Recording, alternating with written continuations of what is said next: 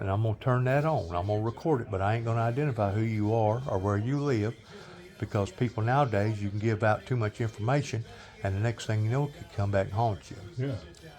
But over that old injury, whenever this first happened, I was 19 years old. Yeah. Whenever I fell off that 4-story building. Right. And they went ahead and took me to Memphis to Campbell's Clinic and had my right ankle fused, because they know that it was in terrible, terrible shape. There wasn't no way of repairing it. Right. Well, once more, I mean, I was in a wheelchair for almost a year. I was on crutches for probably almost a year. And then I was on a cane for almost 2 years before I could actually restabilize and have enough strength and have my balance and everything. Because I had to learn how to walk all over again. And it wasn't until about the 5th year of whenever I started figuring out, hey, wow, I'm going to have to do something. I don't want to draw a freaking disability check the rest of my life. Of course, at that time, a disability check wasn't all that much. I think the top pay was something like $220 a week. $220 a week, that ain't no money. No. But that was drawing pure disability. Well, guess what?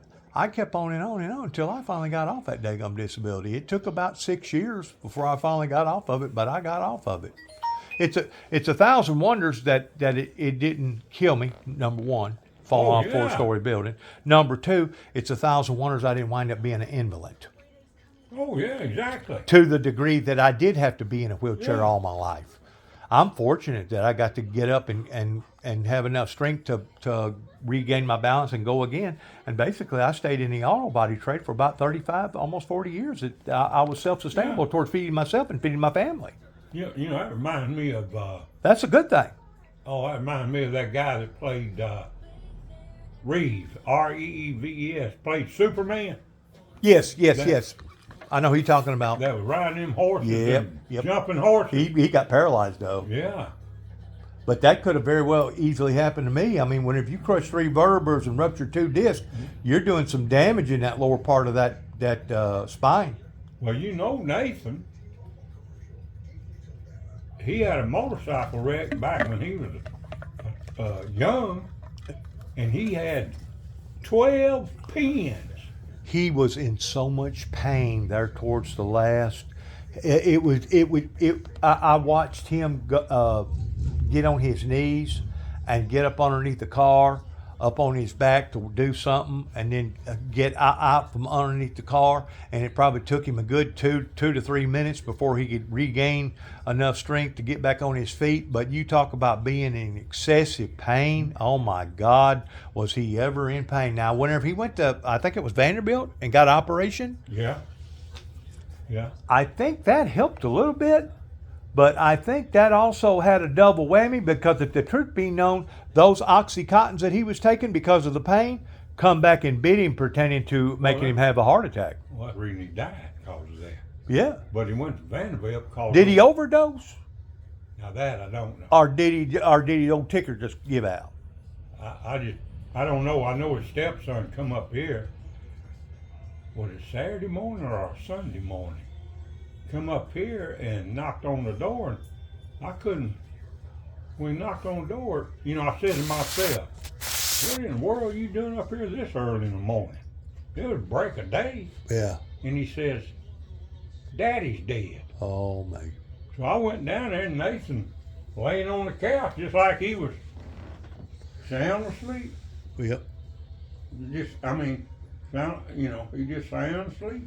That was probably within a month or two, whenever I was down there and they had a big blowout down there. Yeah, Nathan used to have him.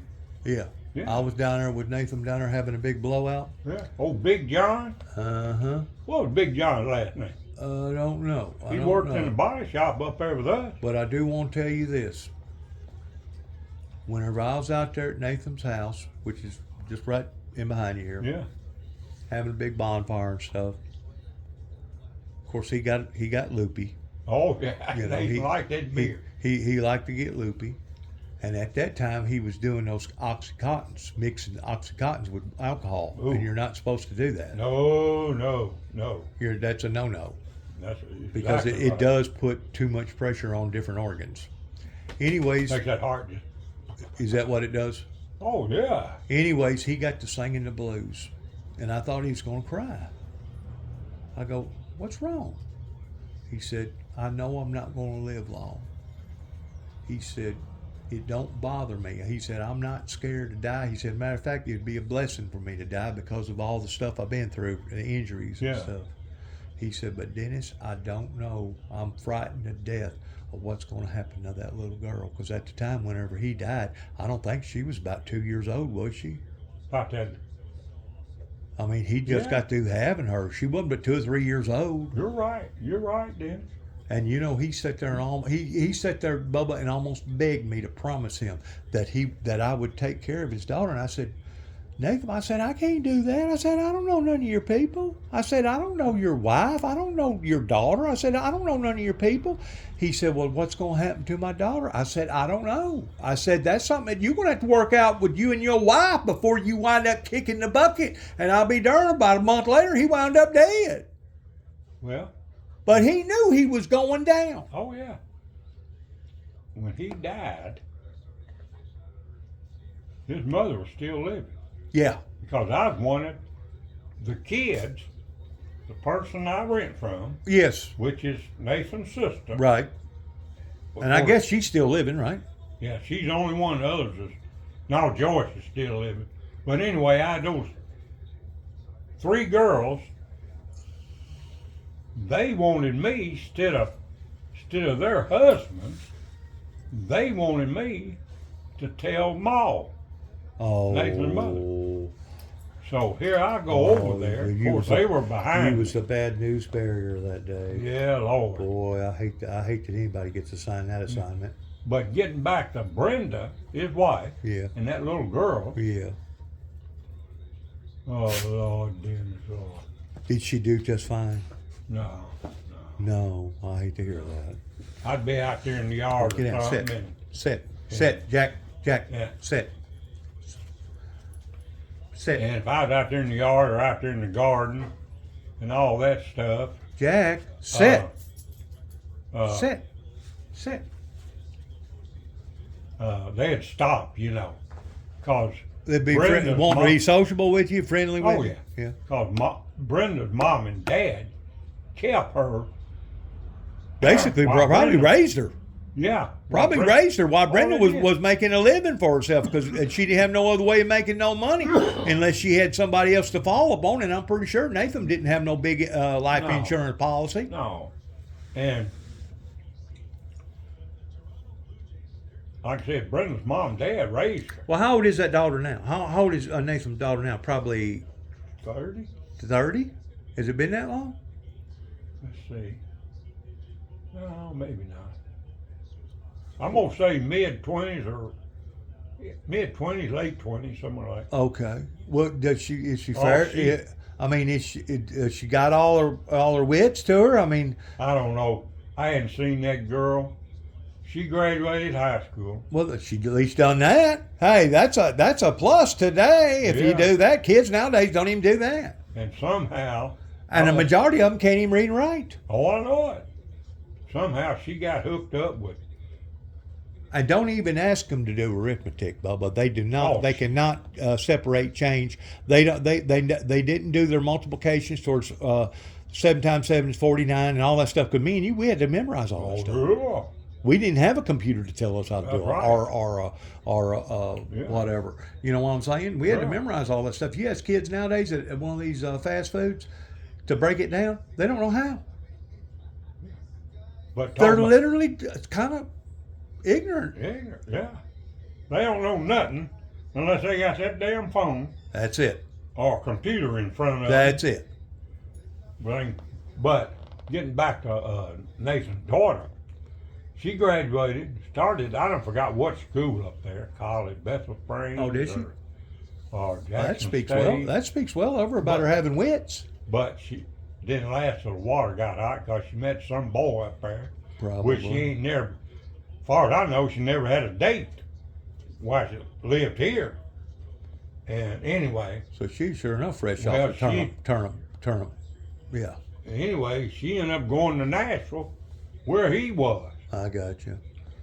And She probably got pregnant and had a baby or two. exactly. Probably her exactly. life's in a mess right now because of the all the other illegitimacies going on in the world. I'm gonna tell you what, Bubba. I'm glad that I was raised up during the time that I was raised up. Well, actually, I wish that I was raised up in an era or two before that. Probably right at the era of World War II would have been better for me Yeah. to have been raised up. Of course, don't get me wrong, whenever I was raised up, drugs was out there on the streets. I mean, they had Oxycontin, or not Oxycontins, but Quaaludes and Black Beauties and RJSs and the marijuana scene and the hash scene. But it was on a low scale compared to what it is today. Today, if you do something one time, you're hooked the rest of your freaking life. Not only that, but it does something to your membranes and in your freaking skull to the degree that basically you become unreformable. Oh yeah, your mind's all. Yeah, you become unreformable. And I'm Yeah. glad that I wasn't raised up in this era because I would have been foolish enough to experiment with that junk back years ago. I'd have probably been foolish enough to experiment with it just to see if I could beat it or not. And the next thing you know, I'd have been like the rest of them out there. Basically, couldn't work, wouldn't hold down a job, didn't have no respect for nothing or nobody. And, if a person don't have no respect for themselves, they ain't going to have no respect for you. That's right. I did not know about any of these drugs or nothing like that. It's horrible. Marijuana, I didn't know nothing about it. It's horrible. Now I grew up in the '60s, and Well, you growed up right after the Beatles come to America in 1958, 57, something like that. I don't know. I can't remember. And then Elvis, you growed up in the Elvis era. Oh Lord, yeah. Whenever Elvis on Ed Sullivan show. Yeah. But then afterwards, man, didn't the rock and roll industry take off pertaining to Jimi Hendrix and AC/DC and Jeff Leppard and I mean, I could go on Foreigner and all the rest of them. I could go on in Rolling Stones, all the rest of them. I mean, they penetrated that era. Yeah, and the drugs. And That's whenever the drugs first started coming out on the market towards being introduced to everybody. yeah. But And also, it wasn't just the drugs. It was the fact that now we can make more money selling drugs in a day than what we could in a month working. oh yeah, easy. You know what I'm saying? On the black market. Yeah. Working for the syndicate, basically. And boy, did everybody and their brother turn towards that. Or I say everybody and their brother, a lot of people A lot did. of people, yeah. But now Trump, they showed it again today. He blowed up another one of them Good. speedboats Good. from Venezuela or Good. wherever it was. You know who I blame for all this? All the other politicians for the last 7 administrations that was in power that could have changed things but chose not to, beginning with the latter part of Reagan, Bush. After Bush, it was Lord on that. Johnson? No. Bush. Who was that damn Bush? was it Bill Clinton? I think it was. Or was it that guy from Texas? No, that's Bush. He's from Texas. Ooh, what the hell was that? Oh, his Oh, my Texas. thing fell over. It ain't. It's got the top on it. Well, you come to me, boy. It Why scared did you go him. to Daddy? It scared him. It scared him. Get back over and sit down now. Get back over and sit down. Sit. Sit, Yeah. Jack. See, I got Jack, nervous. sit down, please. Can you sit? Jack, sit. Yeah, there you Good go. dog. Good dog. Attaboy. Attaboy. Anyways, the drugs was bad then, but it ain't nothing like they are now. The drugs today, son, will kill you. They got that stuff out there now called, what is it called? That if you do so much as like 3 grains of sand, Oh, that Lord Dennis, I watched it well, on the news. it will kill you. Oh yeah. It will literally cause you to go Yeah. into DTs or overdose or whatever. Yeah, I mean, it's like you said. I can see the pill now. It's blue. You know, they show it on TV, but they show that you just Fentanyl. that you just need to take a pinch of it. Hell, it kill you.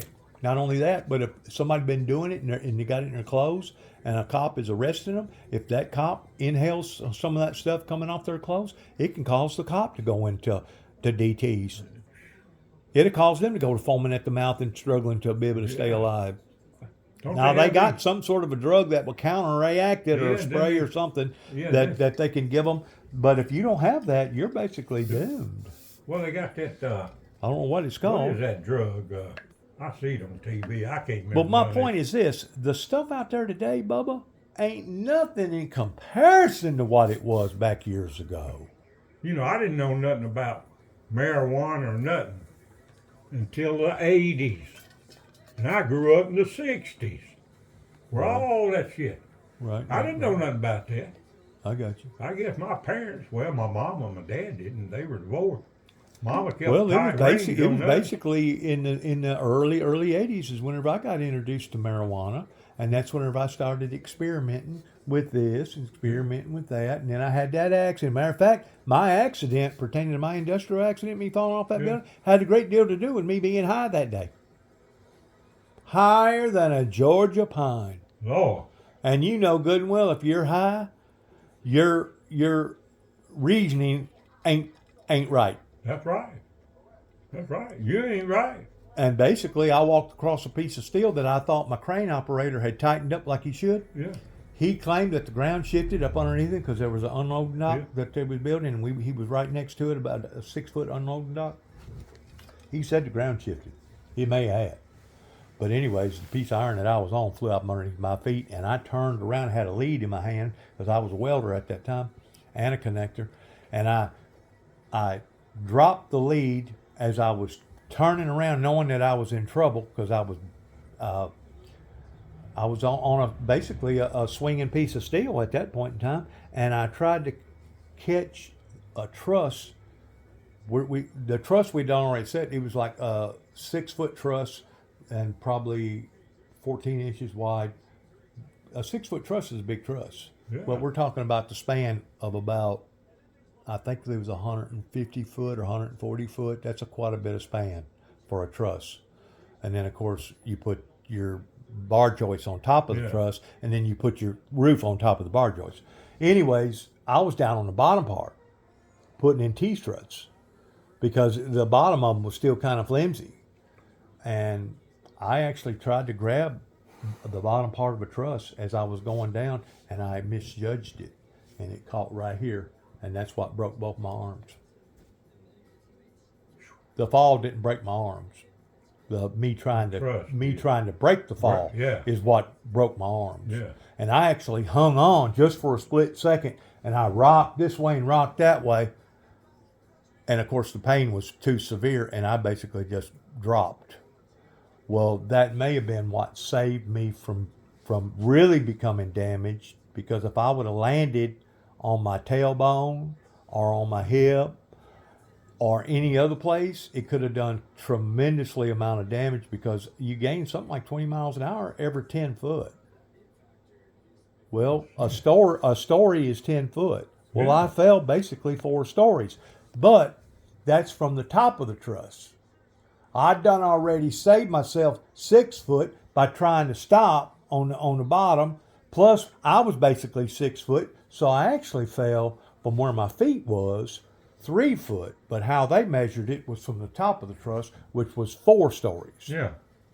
You know 40 what I'm feet. saying? Yeah. Yeah. Well, 37 feet, 37 something feet Yeah. is what I fell. And I also fell within about 2 foot of a big piece of freaking rebar coming out of the freaking ground. You know what that'd have done to me if I'd have landed on It one of went them. plumb through you. It Oh, killed yeah. you. Oh, yeah. It killed you. Oh, Lord, yes. But anyways, by me landing on my feet, I did spring. You know, whenever you was a kid growing up, when you didn't weigh but 60 pounds, you jumped out of a barn, and you know how you'd hit the ground, and your knees would spring. Yeah. Well, I did spring. But by that time, it already done all the damage on the lower end, and plus it done the damage on the back. And they said, a lot of them thought that I was okay, because they said they seen my head come up out of the unloading dock, which was basically 6-foot unloading dock. And all of a sudden they see me bob up, and they said, well, he's all right. No, I wasn't all right. No, I don't think so. whenever I hit the ground, I bounced back up almost 6 foot because I had that much momentum and strength going on. But the second time I hit the ground, I landed straight on my freaking face and straight on my belly. And I know right then my iron working days was over. And that's the reason why my son pursued the avenue of the construction industry, because he knew that his dad at one time was in the construction industry. But I got news for you. Any of that heavy shit is dangerous. Yeah, That it's hard work. that stuff will kill you. It's hard work. I was working for Daniel Construction Company That's a big outfit. when I graduated out of high school. Up there at Bolivar. Yeah, when I Can you graduated, go to Bolivar School? Yeah, when I graduated, they had a construction job going on down at Rossville, Where? building a processing plant. A big plant. Yeah, Probably what, 2 stories? no, it was 1 story, but it was a Wide. vegetable. Real wide. Yeah, Kellogg. Probably- Kellogg owns it now. Well, that building that I was working on is the old A.O. Smith building that they got over in Milan, and it's 1,000 foot long. I don't know how that thing's still in process down there. Like I said, Kellogg got it. What we was doing, we was putting an extension onto the building that was already there, and I think it was 140 or 150 foot wide by 1,000 foot deep all the way down, and that's where the unloading dock was. And we was getting right up to the point of almost being done with the project. Yeah, I'm just a labor helper, and I'd move 4 by 8 pieces of plywood to another site where they could pour the concrete Right, in between the plywood. right. You know, making the The walls. wall. There you go, Dennis. Well, now they do it differently. You know how they do it now? They'll form it and pour the concrete while it's laying on the ground. And they'll put all the rebar, attach all the rebar into the concrete before they pour the concrete, because you can't do it afterwards. And then they'll stand the wall up. That's how they do it today. Oh, They don't do it like they used to do it, Bubba, 35, 40, 50 years ago. See, That's old school. That's old school now. well, see, the trucks would come They'll in. build a form. They'll build a Yeah, form. well, see, that's what they done, and Well, they built the form though vertically, of the wall standing straight up, and then poured the concrete into the wall. that's right. They don't do that now.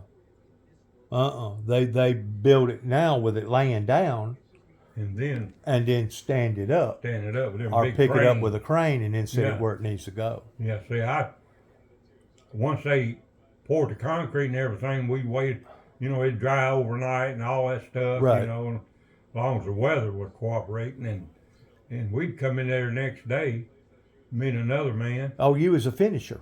No, I'd tear that form down. Okay, you tear Yeah. the form down. See, that plywood was, Three quarter had ties in it, had ties Yeah, on we it. had to take all All them ties and out. move it down to another area. I got you. And reuse it again. Yeah, Yeah.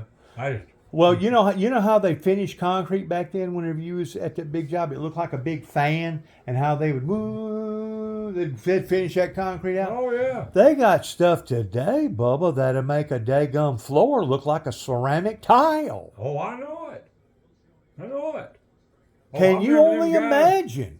I remember them guys. Yeah, you know, they look like an old buffer, Yeah, but them things had them. like a propeller. It Yeah, like had a propeller propellers on or a fan blade. Yeah, them big old black guys, man. They Yeah. run that thing like nothing Yeah, to yeah. it, like nothing to But it. nowadays they can sure enough put the shine on it. Oh yeah. Nowadays they can add like 100 different things in concrete and make it look like ceramic tile. I mean, they can do it any color. They can put fiberglass in it. They can make it this hard or this strength or that strength. I mean, it's turned into a science. And my son knew every bit of that because he'd been in concrete business all his life. He never did do nothing else other than help his grandpas do a little bit of stuff around the farm and around the plumbing business and stuff. But whenever he got involved in the construction industry, he was gun ho. I stopped by. Root hog or die. I stopped by Collision South coming home. Keith wasn't there, I didn't know Pete was still living. Petey's down there. Did you know Petey's down there? He used to work at Collision Specialist. Pete. Body man. Remember, I think he was from Chicago or something. He had real dark hair at the time.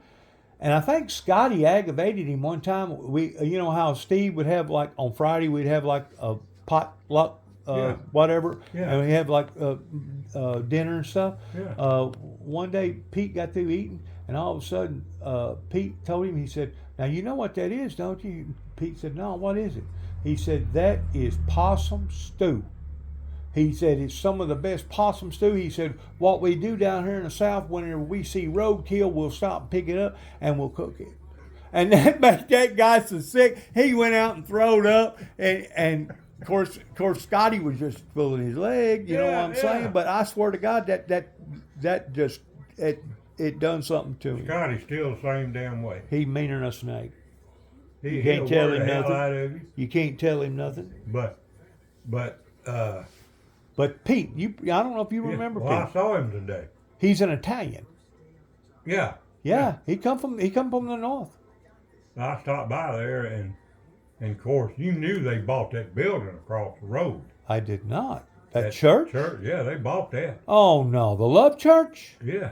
The Love Truth Church? Love Truth Church? Yeah, of course, that church, it didn't last till the water got hot, you know.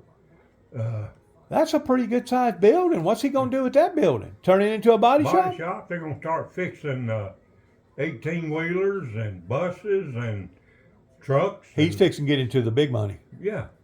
You take I guess big money. Well, you take the RV center down there. Yeah. You can pull in there and have them work on something, some little something. $140 an hour. Hell, Just like John Deere. If you got a John Deere mower and take a John Deere, get the oil change, $125 an hour. Oh, but I don't But know. the body people don't get but 46. Now you tell me that's right. No, that ain't right. And the mechanic people get $140 something dollars Ain't or that $170 an hour. Yeah. That you tell me that's right. There ain't no way that's even close to being right. Hell, And that's the reason why whenever I went out here and I started going from state to state, basically being a storm chaser, not filming tornadoes, but going in whenever all the damage was, because that's whenever the money started flowing, the insurance companies and stuff.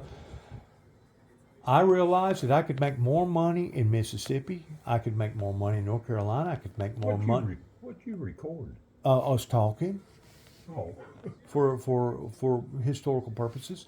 Anyways, I could make more money in Missouri. I could make more money in Kentucky. I could make more money in any other state that touched Tennessee other than Tennessee. I don't even know what the labor rate is now. I have no idea.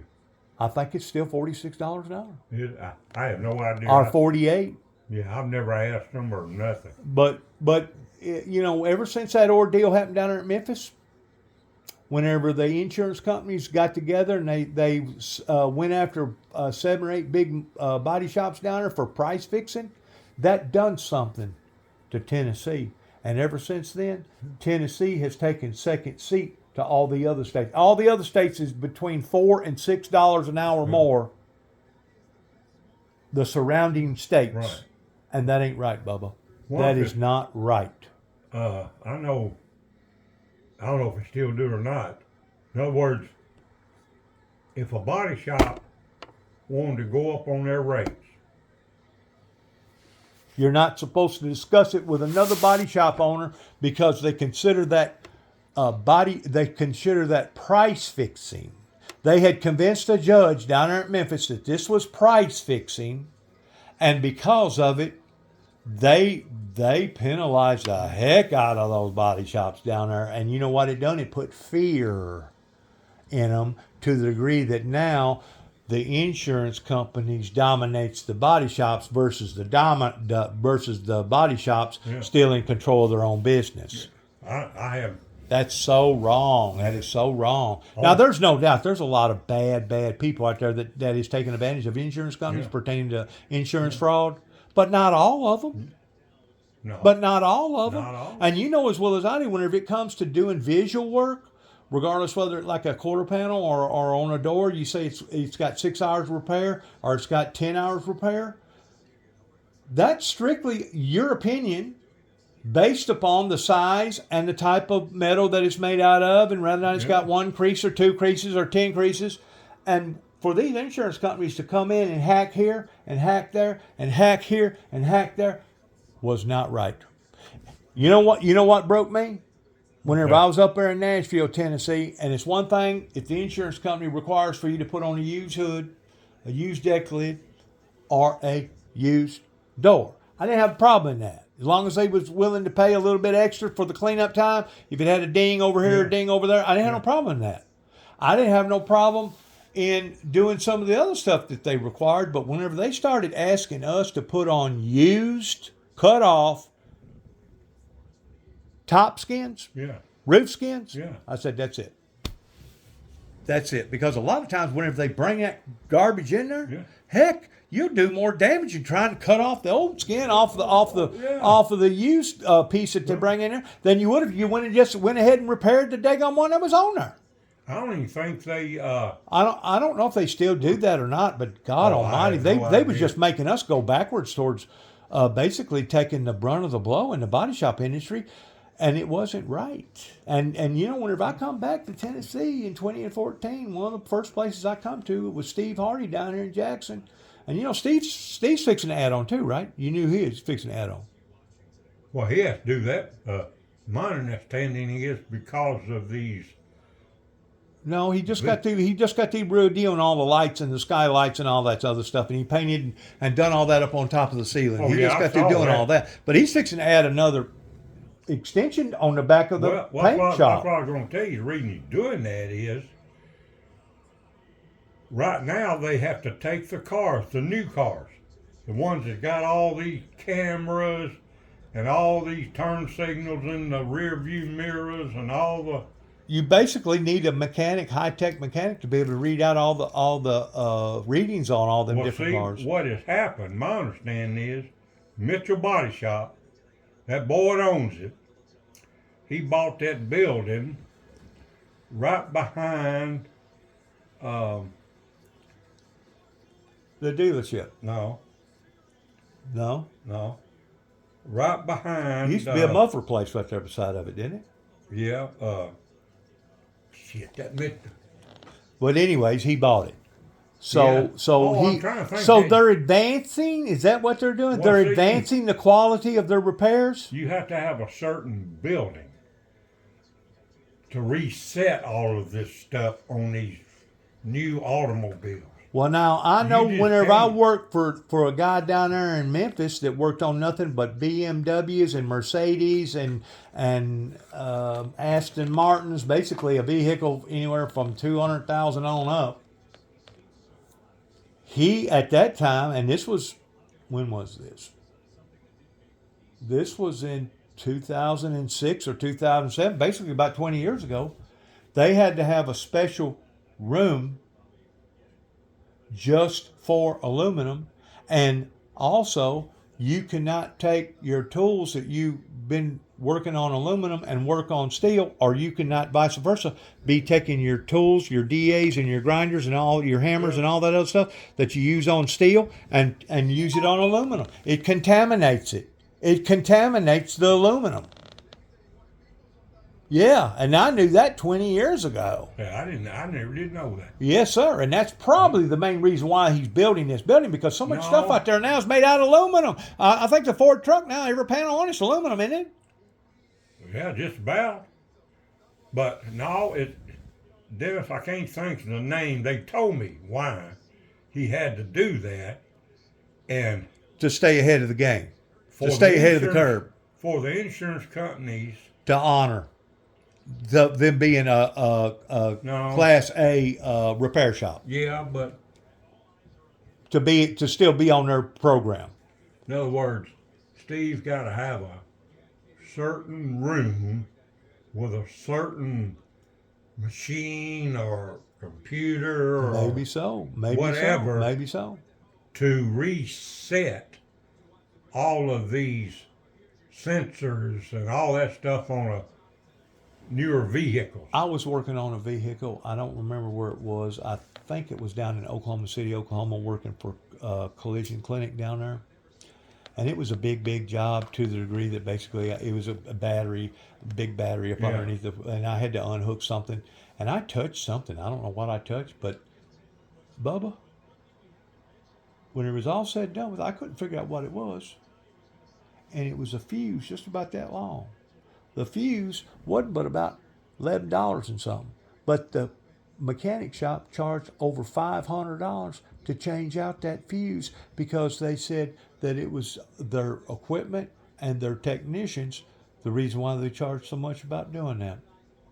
And of course you got to handle that stuff Yeah. with regular Gloves?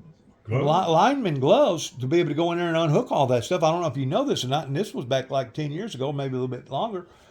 They had a BMW, not a BMW, but a Mercedes that had that rechargeable system on it, where whenever the wheels was turning, it was actually charging back into that battery. Yeah. And it was one of those multi-hybrid type vehicles. Well, the vehicle was all wet, and of course the batteries was all unhooked, and the guys was taking it and pushing it from the body shop over. No, they was pushing it from where they detailed it, sanded it all down, wet sanded it and everything, and fixing to push it into the booth to mask it up. And it had enough power going through that was generating through the wheels that it shot one guy and killed him. Shot one guy and killed him. There's so much in this body shop and mechanic shop. That's another thing. It was steadily changing. It was evolving. Oh, It was evolving so fast. I mean, from one car industry to another car industry. I mean, the same industry, the same, like General Motors. Now you're going to come out with 6 other different brands and makes and models this year compared to what you had last year. And none of those parts are interchangeable. You know good and well it ain't nothing but a consumer ripoff whenever they do that.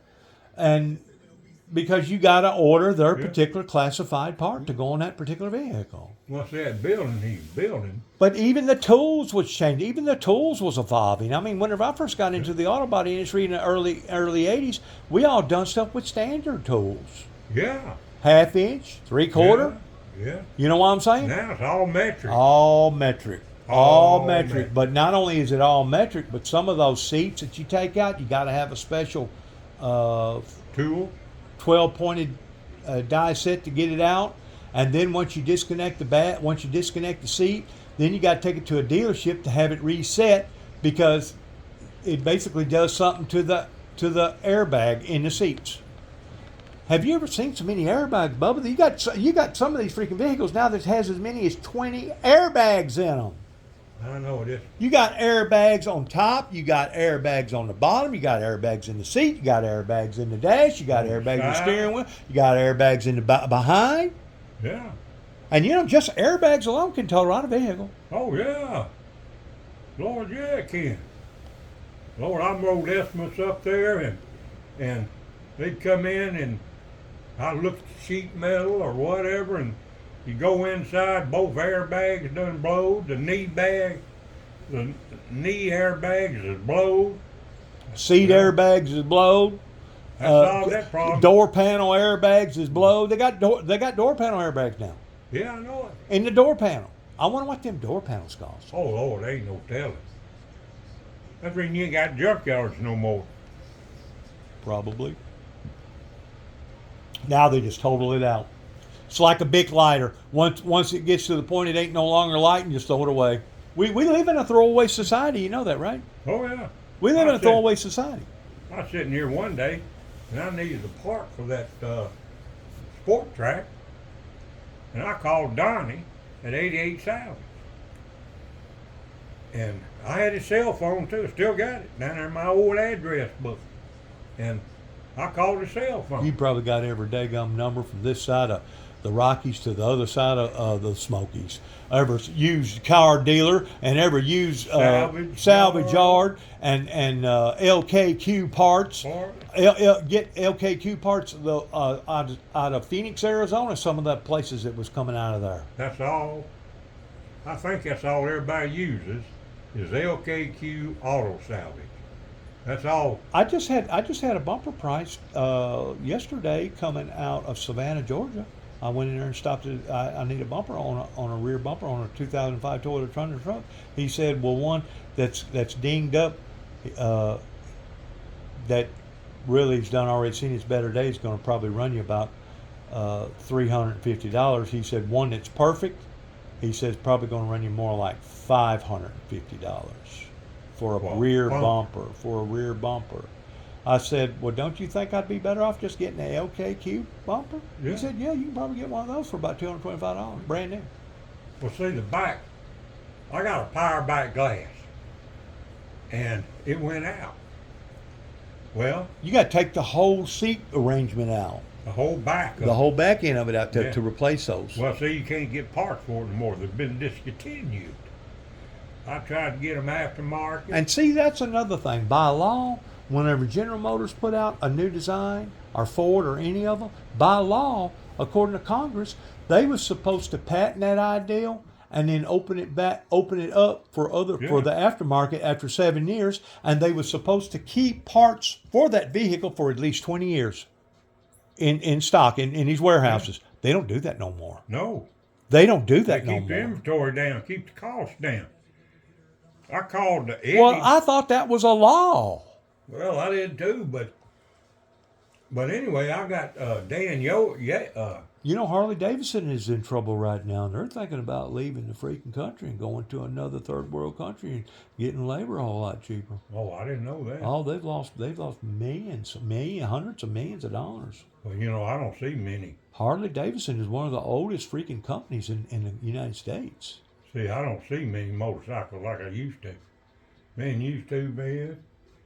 Well, people got so erratic. They drive like they're going to a fire, Bubba. Hell, it Even was, on these country roads right here, they're doing 60, 70 mile an hour. I know. And I ain't just talking about somebody out of their mind driving fast. I'm talking about the vast majority of people got to get to to and fro in split seconds. But yet now, as soon as they get to their destination, they ain't got nothing to do. It's like hurry up and wait, hurry up and wait, hurry up and wait. It's kind of like the United States government. That's how the United States government's been operating now for the past 40 years. Hurry up and wait, hurry up and wait. Well, What good does it do to hurry up if you're going to have to turn around and wait? I just like when I was in the service. Same That was thing. me. Same thing. Hurry up and wait. Same thing. Hell, we hurry up and get ready. And to you do got this. people out there now that got so many gizmos and gadgets. They're trying to operate their phone. They're trying to text. They're trying to talk. They're trying to put on makeup. They're trying to. I guess some of them actually have sex going down the road. I seen one of them one time going down the road and he had one of them crack pipes. Yeah. And had it turned up sideways and one of them lighters that looked like a blazing torch. And you could see what he was doing. He was taking a hit off doing an 8-ball or something going down the freaking road. Well, you know good and well you can't be paying attention to what you're doing if you're doing stuff like that. Oh, they had a wreck. That's somewhere out, I believe in California or something, 18-wheeler. And another one of these illegal immigrants driving a damn truck. What do you think about that, Bubba? You put people in these freaking 18-wheelers that can't even speak English and can't read or write none of their English. How do they get their CD license to be able to get out there and drive these things? I don't know. You know, one of them down here in Florida not too long ago got on the interstate going the wrong way and wound up causing, I think, like 8 people dead, like 30 cars freaking. Yeah, showed a damn. It was 8 people in a van. Yeah, And I that remember truck, that. to me, Yeah. Jack, he was trying to turn around on the interstate. Sit. And that van went up on his trailer, Yeah, killed all 8 of them. ain't that something? Mom and Dad and the kids. Or having all those illegals come over the border and put them in a hot box with not no oxygen or not no cooling system in there, and they all freaking suffocate and die of heat exhaustion. That's got to be a miserable way to die. Oh gosh, yeah. That's got to be a miserable Oh yeah, way like to them die. Mexicans would Yeah. bring across the border in them Yeah. old box trucks and. See, whenever I worked for Bill Luke Chrysler Dodge on Camelback Road down in Phoenix, Arizona, big body shop. Body shop was all on top. All the grease monkeys stayed on the bottom because the grease monkeys made more messes, right? Yeah. We're talking a shop every bit of 1,000 foot long and probably, how wide is a football field? 100 feet? Probably 2 football fields wide. It was unbelievable. And if they was going full force, they would have 10 body men on each wall, 10 body men on the stalls next to the walls, and then they would have 10 and 10 on the inner part. We're talking in total probably about 50 body men, 50 metal men. You talk about putting out some work. I went down there whenever a major storm hit. It was a hailstorm, unusual hailstorm. And during the time that I was working for them, which was, when was this? 2012, something like that. They held the highest Geico account out west. Yeah. It was something like $1 million plus every month just from Geico work. Oh, Yes. oh, And in total, they averaged somewhere between 1.7 and like 2.4 every month. That was their average. Well, guess what? Whenever that hailstorm hit, they doubled up on their volume. Doubled. oh, I would imagine. Doubled. Yeah. But there was freaking Mexicans in there that couldn't speak a bit of English, but they could fix a car. Yeah. And you know what? You know what got my goat? That's another reason why whenever I got out of the auto body industry, Yeah. even though Steve Hardy asked me if I wanted to go back to work for him, I said no. I said I don't want to come back. I said I wouldn't work in the state of Tennessee doing auto body work. You couldn't pay me enough money. But another reason why is because State Farm, out of all the Mexicans, out of all the people in the major freaking building, during that hailstorm, Yeah. decided that they wanted to investigate me. Have you ever seen them investigate you to the degree that they make you take off every panel, disassemble all the front end, we want the fenders off, we want the hood off, we want the body carriage off, we want to look and see what you done, Mr. Jackson. I ain't never heard of that. It was a big job. I had to pull the motor, put in 2 frame rails, whole 9 yards. But you know what? Whenever it was all said and done with, I scored 100. But they had to pay me for every one of them sheet metal boats that I took out and put back in. They had to pay me for that. But I'd never been so humiliated before. It's Wow. like, well, we're judging your credibility of whether or not you actually fixed this automobile correctly or not. And you know what it was all in relation to? The customer's knee hit the radio, and they was having trouble with the radio and getting the right radio. They couldn't fix that one, so they had to order one. It was causing a back order, and the customer was raising Cain, and because of it, that's the reason why they decided to do they called it a review or inspection or whatever, and it just humiliated the hell out of me. I ain't gonna lie to you. Oh, Even though I scored 100, Had a chat. Whoa. oh, that did chat me. Oh, it probably teed me off. It I did. probably told him. I had never, in all my days, ever been questioned about my abilities. But they questioned me over that job. And the bad thing about it was, I didn't work on the radio. I didn't take the radio out and put the radio in. That was all the dealership people that done all that. Yeah, I probably told him to do it yourself. Oh, it irritated me. And you know. But you know what that was a stem from? I found out later what it was a stem from. It was a stem from me going out west and getting involved in being a journalist investigator in that Oklahoma bombing. There was more stuff that went out over the internet about me whenever I went out there, whenever they planted that bomb in the back of my truck and activated it and put me all over national news. That was costing me job after job after job. And it got to the point I couldn't even get a good dealership job or a reputable body shop job, because as soon as they got, and I'll put it this way, I went to Aspen, Colorado, where all the rich people work. All the rich people live. We're talking about probably the lowest real estate market out there for a tract of ground. Sells anywhere from $18 to $22 million on the low end. Darn. On the low end. On the upper end, you're talking about 40, 60 million. But of course, whenever you buy it, you live in a mansion, and you can probably see 100 miles in either direction. Yeah. You know what I'm saying?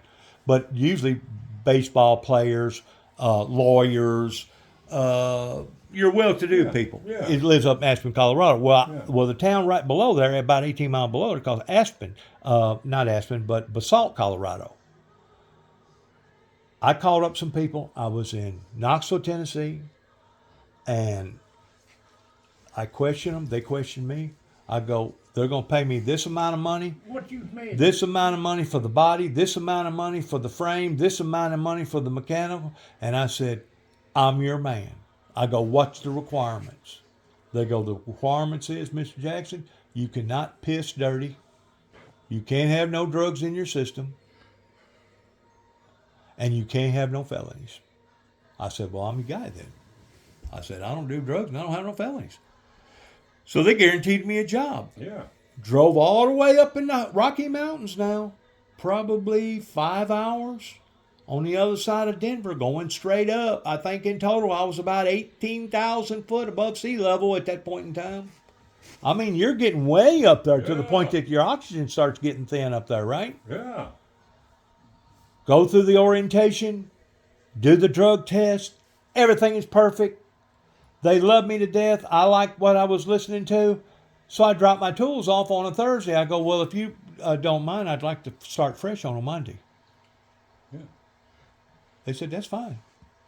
Come to Monday, you're an employee. Sunday afternoon, I get a telephone call from the boss man. His name was David. He said, we got a problem. I said, what's the problem? He said, well, you just ain't going to work here. I said, excuse me? I've done driven almost 2,500 miles from Knoxville, Tennessee to get up here, and you're telling me that I ain't got a job, sir? So I went and drove up there, and he explained to me about all that stuff that was on the internet. He said if State Farm representatives or Allstate or Farm Bureau or DICO or Progressive or any of those other ones, they find out you're working here, Mr. Jackson, they will blackball us to the degree that all the work will be going to other body shops and it won't be going to us. I said, you got to be kidding me. He said, nope. He said, Monday, whenever you come up here, he said, bring your trailer and we'll help you load up all your tools.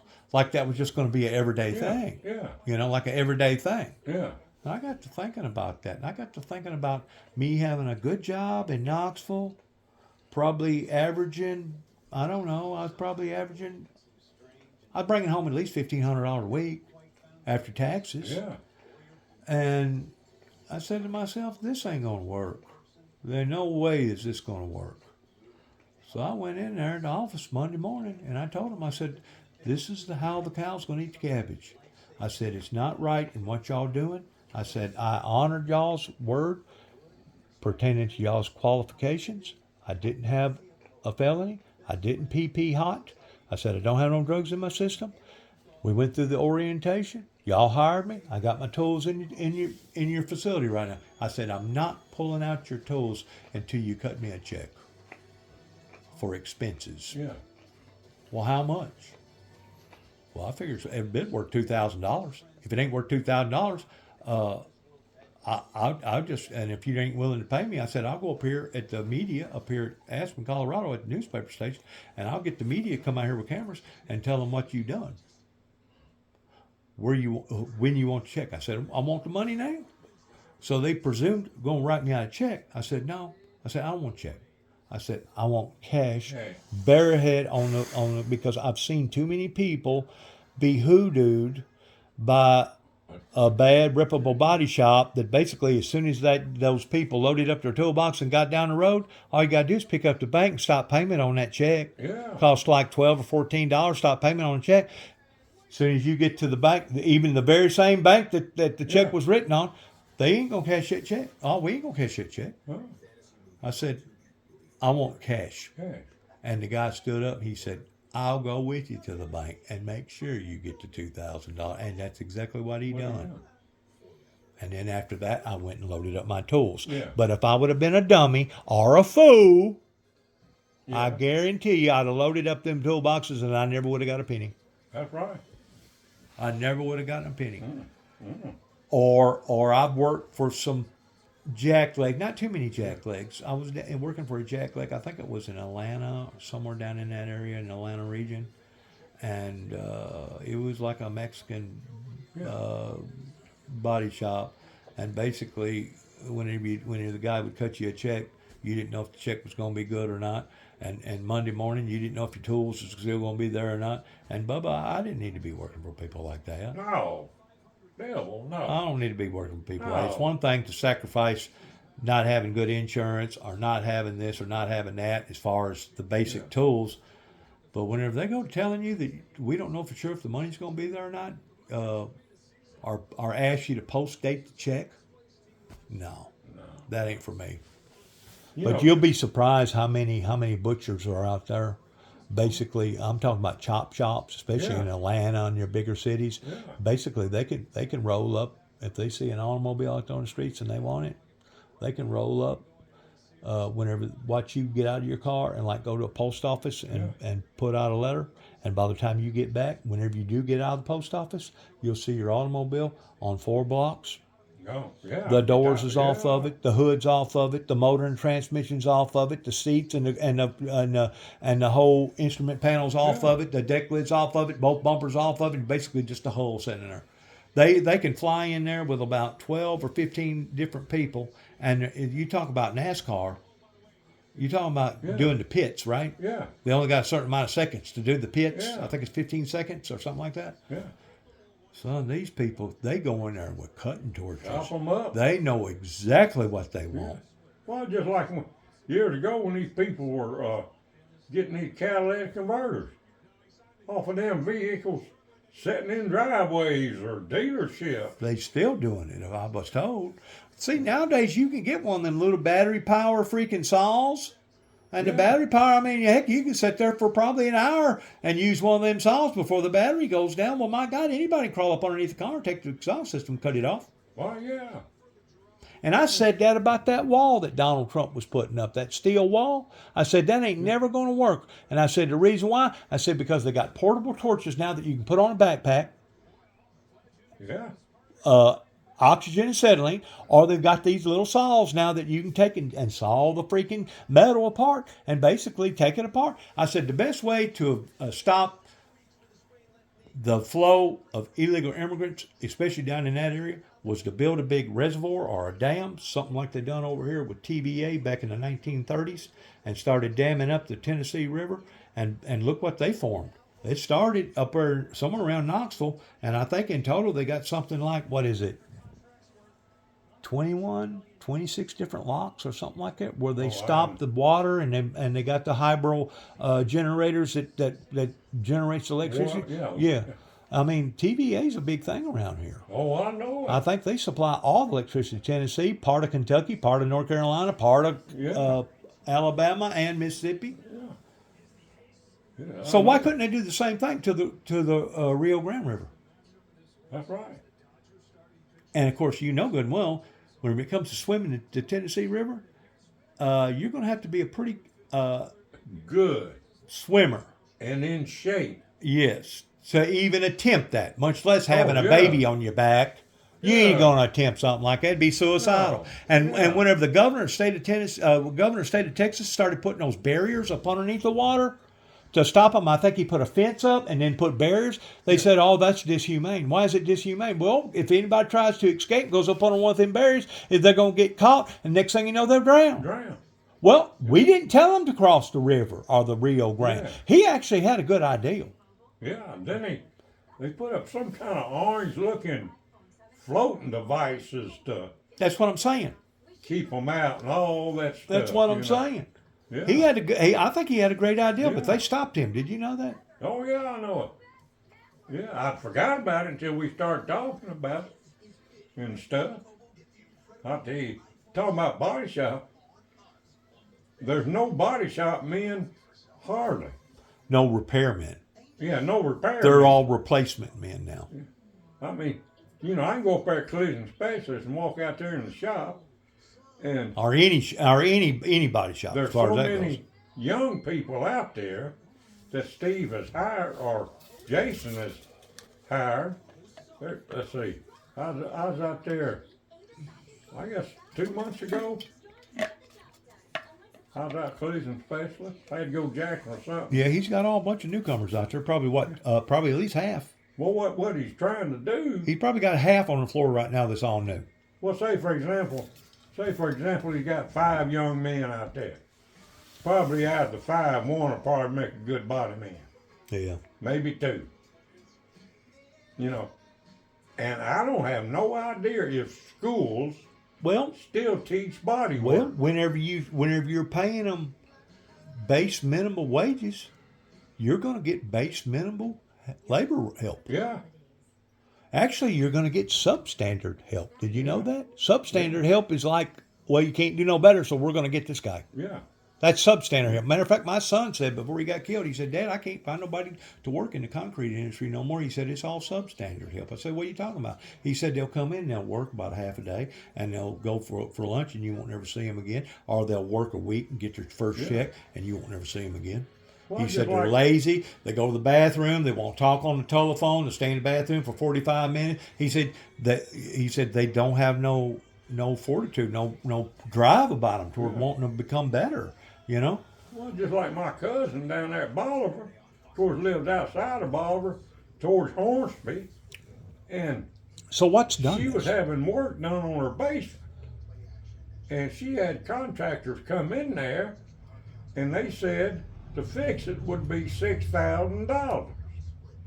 Of course, Nancy got the money, and they said they'd have to have $3,000 up front. You got to watch that. Well, that's what I'm getting at. They come in there and worked that day, one day. Nancy paid them $3,000. Right. She ain't seen them since. Boy, down there in Florida, they had a racket down there in Florida with all that storm damage and stuff and hurricanes and stuff towards Mexicans and whatever kind of Julio's coming down their way, and they would do the same thing on wanting to replace somebody's roof. Yeah. And once they got the deposit money, I think they call it the deposit money. Yeah. They go. Well, Don't never see them again. What Nancy done. Don't never see them again. Nancy ain't seen them since. And it don't do no good to get a contract made, Bubba. That's kind of like selling somebody a car, selling somebody a house. It's got to the point that these contracts ain't worth the freaking ink that you put the paper on. That's right. They know good and well whenever they buy that car, they're going to make 1 or 2 payments and then they're going to renege on the rest of them. Yeah. They know good and well whenever they buy that house, they're going to make 2 or 3 payments and they're going to renege on the rest of them. Yeah. You know, they had a scam going on out west. I seen it on one Dateline or something like that, one of them shows, where especially these Mexicans, they was buying brand new cars, and you can only get gap insurance on a brand new car. You know that, right? It covers the gap between what you owe on a vehicle versus what the vehicle's worth, because the insurance company's only going to pay what the vehicle's worth. Yeah. And usually you have a remaining balance of maybe $4, $5, $6, maybe $10,000, depending upon how much you gave for that vehicle and how long you've been making the payments. Well, the gap insurance, they got an insurance company out there now that covers the gap in between, but you can only get it whenever you get a brand new automobile. That's the only time you can get the gap insurance, right? Well, you know what they was doing when they're buying a vehicle? They'd put the gap insurance on it and then get out here and purposely wreck it. And collect the money. And collect the money and then turn around and buy back the vehicle from the insurance company for a salvage title for a little on another and still be driving a brand new vehicle. Yeah. As far as the motor transmission. Oh, yeah. It was a scam going on out west, people doing that. Just like there was a thing going on out in Florida. You know what the hot item was, at one time was? You won't believe this. Outboard motor. Oh, Lord. You know how much money you can spend on an outboard motor? You ain't got no fleas, have you? I think he's got dry skin. I give him flea medication and everything. I mean, I ain't got no fleas, and he sleeps in my bed about 2/3 of the time. But I think he's got dry skin problem or something. Probably some of the stuff that I'm washing him with. Probably need to get regular dog shampoo. But no, he don't have no fleas. Yeah. Anyways, they was taking outboard motor. You know, if you take a 200 horse Mercury, you know what a 200 horse Mercury costs? $20,000, and that was 5 years ago price. I don't know what it is today. Yeah. You remember old the cigar man, the cigar boat man, shit. the big Kelly's food. He had a Kelly's a factory up here in Jackson. Had Kelly's also in, I think, in St. Louis. He was the Kelly's man. Mark Cook. Oh, Mark. Yeah. Yeah. Yeah. He was Kelly's man there in Jackson. But didn't he have a rig? He had, what did he have? 354 motors on the back of that freaking cigar boat? That old big boat. He still got that boat. The one we used to work on at Collision Specialist? Yeah, didn't it have 354s or something on the back end of it? I don't know. I But know that sucker would go. You know, my dad, before he died, he said he liked to go fishing a lot. And he had a fishing buddy, and they was out there on the Mississippi River, and he said he heard one of the most ungodliest rackets that he'd ever heard in his entire life. And he had no idea what he was listening to, but he said it kept getting louder and louder and louder. He said finally, there towards the last, he said they was actually getting leery towards staying on the river, not knowing what it was coming up the river. And you know what it was? They was having a cigar boat campaign starting out in New Orleans on the Mississippi River, going from there all the way to Minnesota. About 30 of them heading in the same direction, seeing who was going to win the prize. Oh, wow. You get 30 freaking cigar boats in the same pathway, and they're going to be making some noise. oh yeah. They said they probably heard them guys coming up the river 20 miles away. Old Mark, And the closer they'd get, the louder they'd get. old Mark Cook, he still got that old boat, and him and his wife owns this. You see him advertising on WVBJ all the time. VIP. They own businesses now. See, VIP in Jackson, one in Nashville. What is VIP? Is Oh, that a see. food place? Oh no, it's a health food thing. Oh, you know. okay. And Mark and his wife, Ron.